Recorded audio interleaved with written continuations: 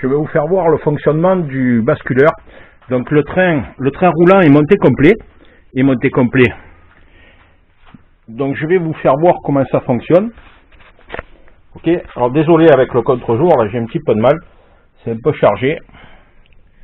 Voilà, vous voyez donc la barre de poussée qui est montée en rotulage pour régler la hauteur du train. Donc vous avez deux réglages, un réglage qui est situé sur la jambe de l'amortisseur et un réglage donc qui est situé ici sur la barre de poussée elle-même. Alors je ne sais pas si cette caméra arrive à faire un zoom, j'ai pas pris le Canon parce qu'il va falloir que j'actionne le basculeur avec un cric, vous voyez, parce que l'ensemble pèse quand même son poids, hein.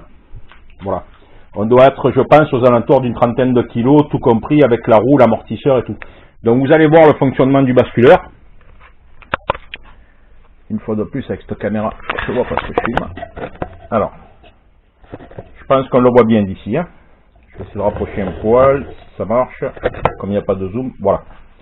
Alors, je vais actionner moi le basculeur avec le cric. Donc là, la roue est en position basse. Position basse, ça signifie que la voiture est arrêtée. On est d'accord? Donc, bien sûr, je ne peux pas monter l'amortisseur car je n'aurai pas assez de puissance pour l'actionner. Donc, là, imaginez que la voiture est en position arrêtée. Donc, la hauteur de caisse est bonne. Et maintenant, on va monter.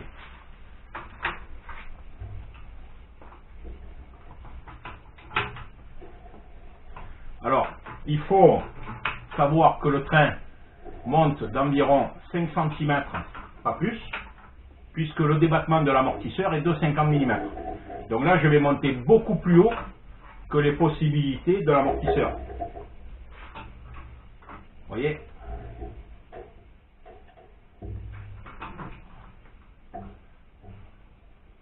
Voilà. Là, je suis quasiment aux possibilités maximum du train roulant lui-même. Ben, finalement non, parce qu'il pourrait encore monter. Voilà. Donc, vous voyez ce qui se passe. Ici, on met la caméra en marche.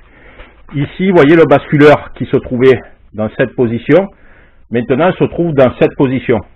Donc, ça signifie que là, on aurait écrasé l'amortisseur. Donc, vous voyez, si je mets l'amortisseur en place, vous voyez le débattement de l'amortisseur. Hop. Donc, ça signifie que cette pièce-là est déjà beaucoup plus longue que le débattement de l'amortisseur. Donc, l'amortisseur aurait déjà explosé si je comprimais le train à ce niveau-là. De plus, si je comprimais le train à ce niveau-là, ici, on est sur le bas de caisse. Donc, c'est le dessous de la voiture. Ça signifie que le dessous de la voiture raclerait par terre parce que la roue serait plus haute que la voiture elle-même. Ce qui est donc totalement impossible. Voilà. Alors, je vais passer de ce côté. Je vois plus que je filme. Voilà. C'est pour vous faire voir le passage.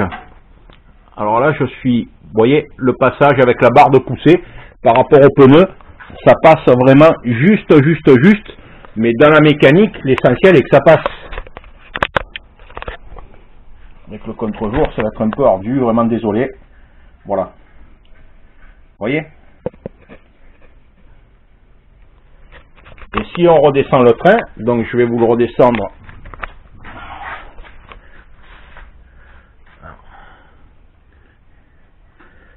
J'espère qu'il va, voilà, qu'il va aller doucement. Vous voyez le basculeur, hop, il descend.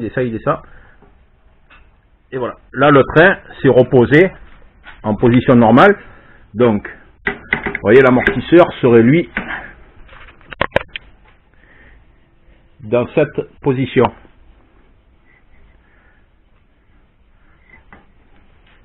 Je sais pas.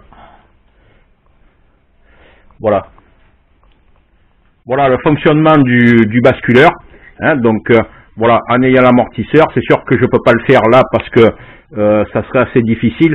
Je pourrais essayer de comprimer avec le cric, mais j'ai peur de déstabiliser tout l'établi, hein, comme tout est monté de niveau, donc je ne prends pas le risque. Voilà, vous voyez, donc si l'amortisseur était en place, ben, ça actionnerait l'amortisseur, et vous voyez le débattement de l'amortisseur, donc qui lui est quand même relativement court.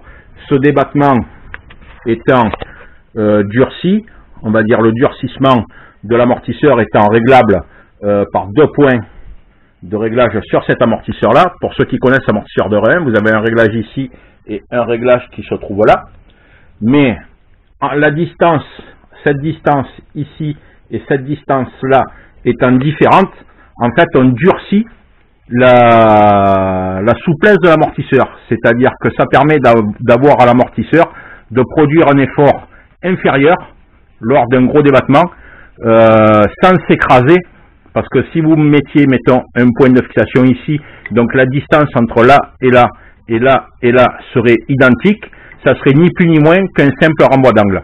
Là, en augmentant cette distance-là, au plus vous augmentez cette distance, au plus l'amortisseur a moins de difficulté à résister à la pression. Voilà. Voilà les amis. Donc